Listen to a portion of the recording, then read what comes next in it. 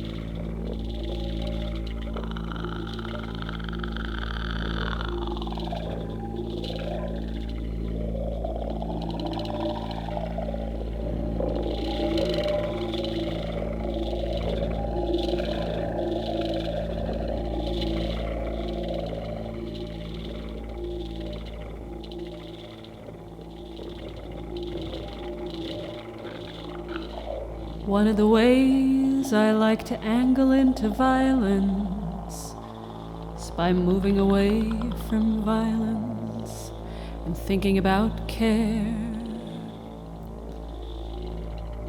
and how forms of what constitutes care have shifted in late liberalism. For one thing, there's a shift in the location of care from the Keynesian state, which provided a minimal level of care, a minimal level of vitality to those most in need, to the current neoliberal state, which removes the cellar of care and shifts the responsibilities of care from the state to the individual.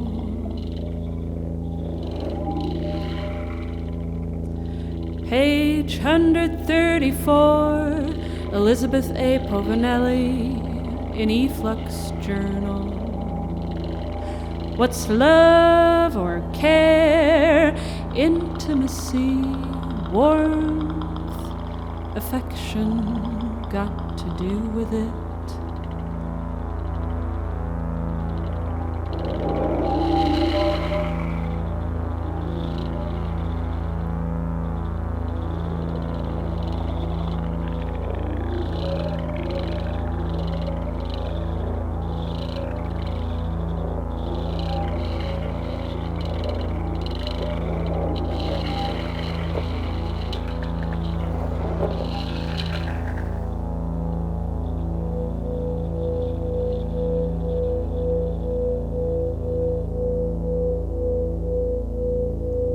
dressing yourself from the inside.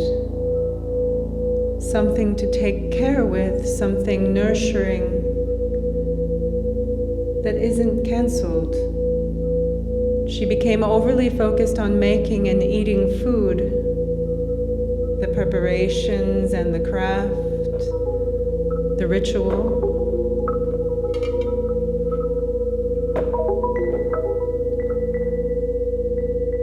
A trip to the supermarket became the most spectacular event of the week, with which she took great care indeed. Eating itself became a comforting, soothing gesture.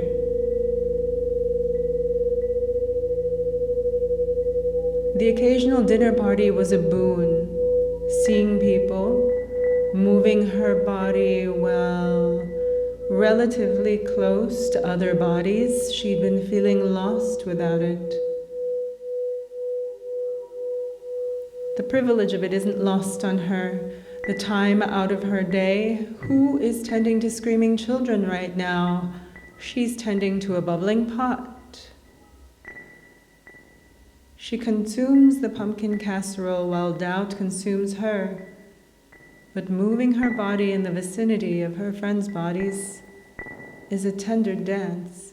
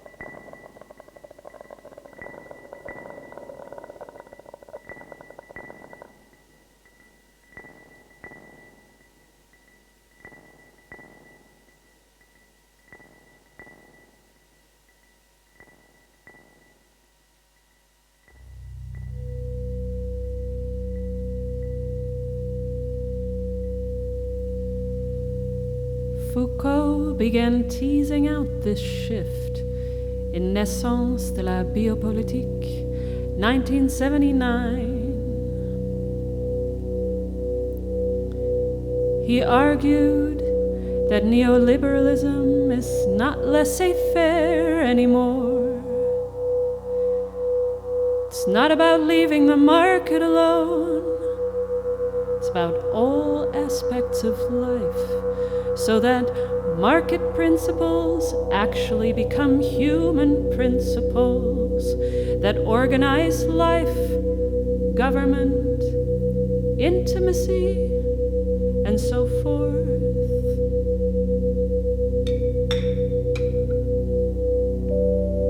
Thus, in neoliberalism, caring for others involves removing the social resources of care and inserting market evaluations and values.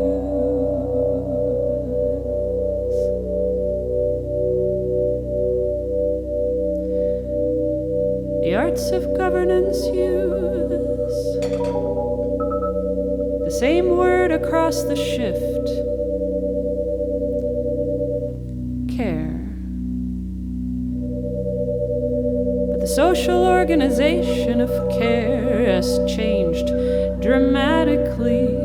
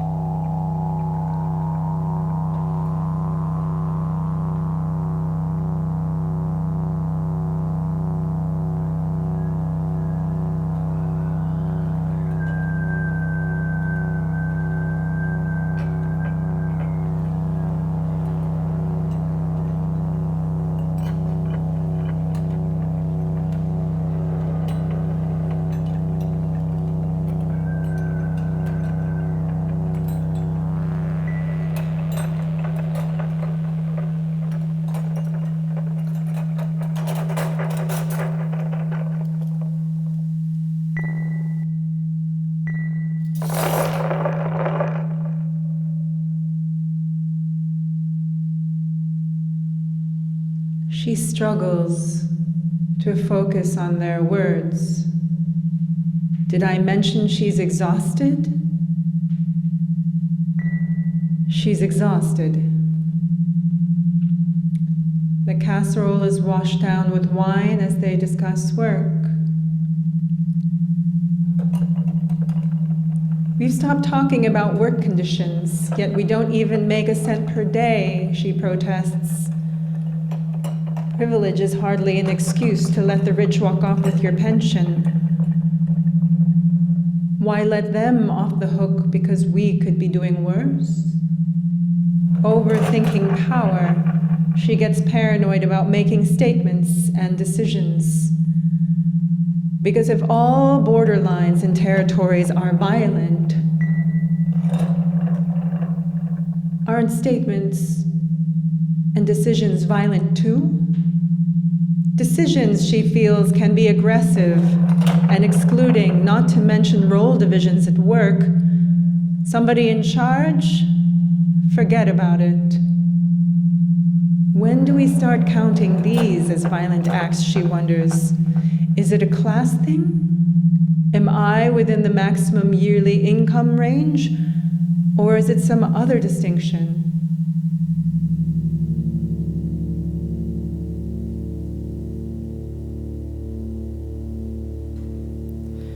Page 134, Elizabeth A. Povinelli in E-Flux Journal. What's love or care? Intimacy, warmth, affection, got to do with it.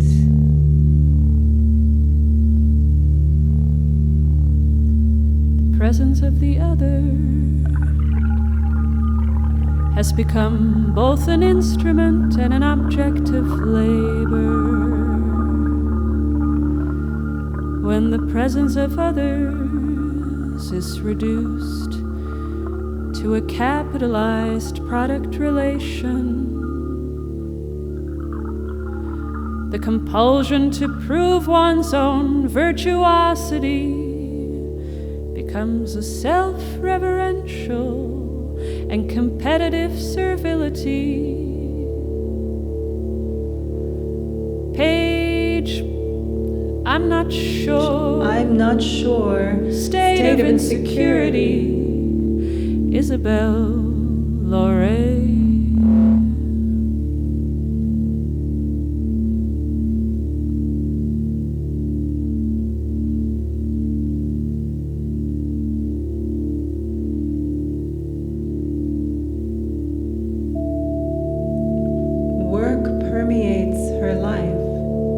She doesn't want to accept the normative narratives around work.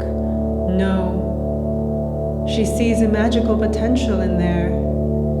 It's so good when it works, she argues, all the negotiations and collaborations. It's like a constant cloud of negotiation, overlapping sheets of negotiations. It's like tons of mini collaborations, tons of moments of dialogue, disappointments, and trust, misunderstandings, different sizes, different layers simultaneously, she muses.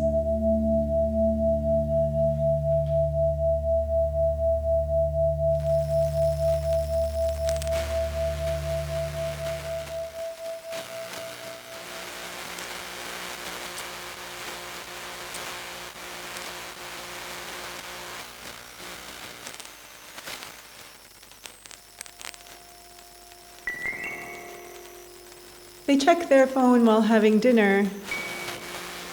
They're not listening to what she's saying, half listening. Aren't we all? The most modern mindset, chaos. Her own bad habit is checking her phone in bed with a blue light filter on her screen, albeit cruising a variety of stimuli.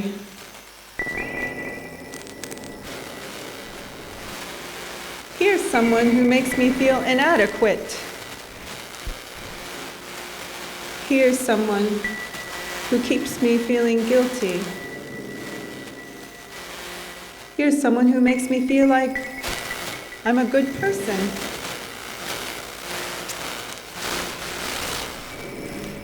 And here's someone who makes me feel like I'm part of something, like I belong. Look at that. Her own account presents her and her dishes, her work and her social life. Put that thing away, she laughs at them. She's one to talk. Internally, a shriller cry. Please, put that thing away. Take the thing away. I am beside myself. Take it away from me.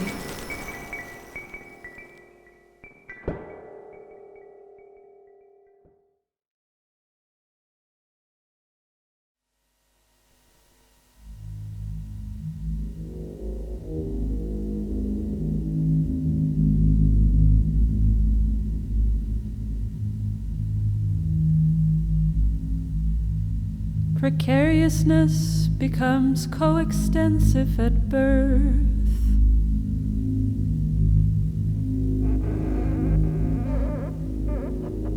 Since survival depends from the beginning on social networks, on sociality, and the work of others.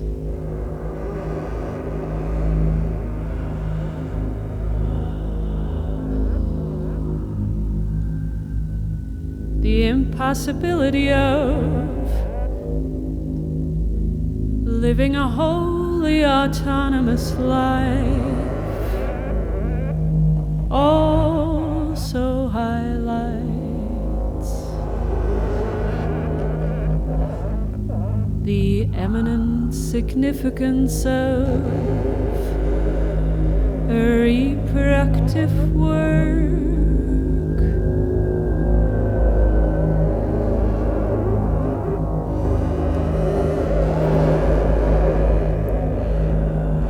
Because life is precarious, it is crucially dependent on care and reproduction.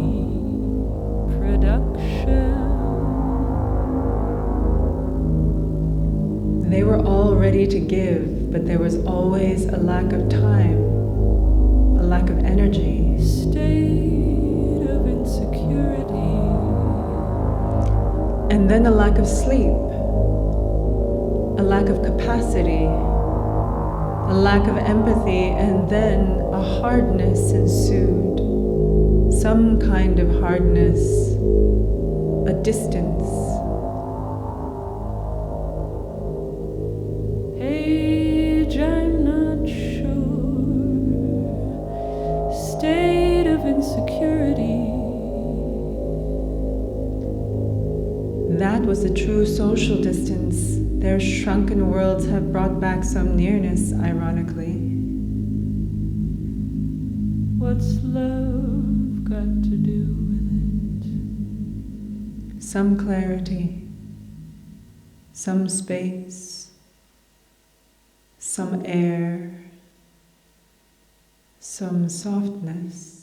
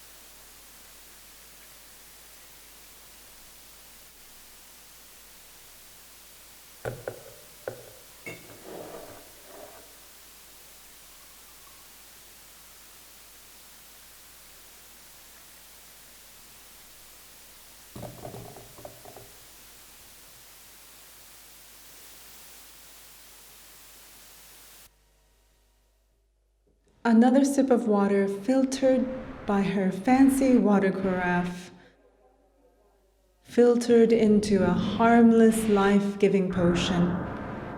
They're lucky with such liquids. She fidgets with her cutlery. Questions of justice and fair income bog her down, and she's concerned about consumerism and global warming. She never managed to be a proper vegetarian, but she eats very little meat. There's this hunger somewhere deep down, somewhat like the protagonist in the movie Raw, an aggressive hunger for flesh. She wants more flesh. Fuel. Bodies. She wants bodies. She needs flesh. Near. Nearer. Nearest.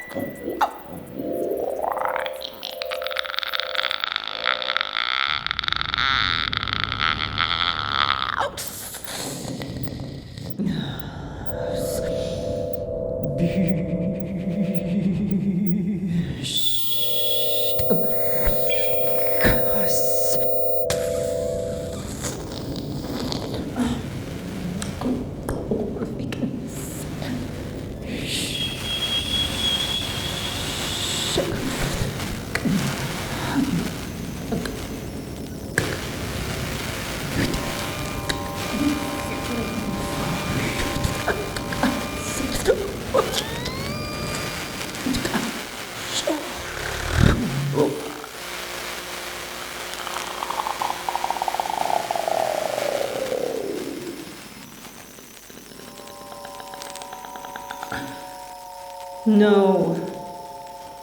But seriously, I should really tweak my diet more, she says. A healthy gut makes a happier camper, they say. I read a book about this. Apparently there's brain in our bellies. Less carbs, less refined sugar, less alcohol and more water. Everything she eats will have a reason. Not the comforting inner caress, but rather every bite will become an instrument towards her optimal functioning. Optimal functioning.